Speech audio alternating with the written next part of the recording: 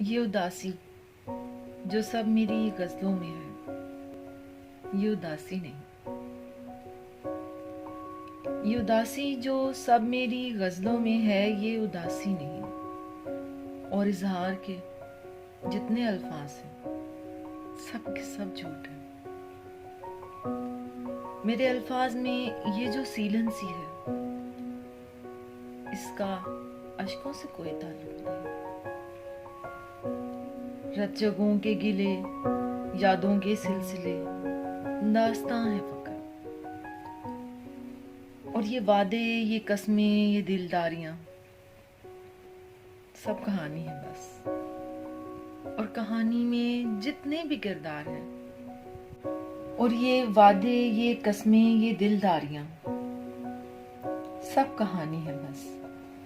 اور کہانی میں جتنے بھی کردار ہیں، سارے فرضی ہیں۔ سارے فرضی ہیں، یعنی خیالوں میں ہیں۔ گرچہ سچ تو یہ ہے، اس کہانی میں بھی میں نے سچ کے سوا کچھ بھی لکھا نہیں۔ گرچہ سچ تو یہ ہے، اس کہانی میں بھی میں نے سچ کے سوا کچھ بھی لکھا نہیں۔ پھر بھی اے جانے جا، تم سمجھنا یہ جو کہا، جو لکھا، جو کہا، جو لکھا ہے، سبھی جھوٹ ہے۔ گر کبھی سچ بھی تھا تو وہ اب جھوٹ ہے۔ سب سنو اور پڑھو،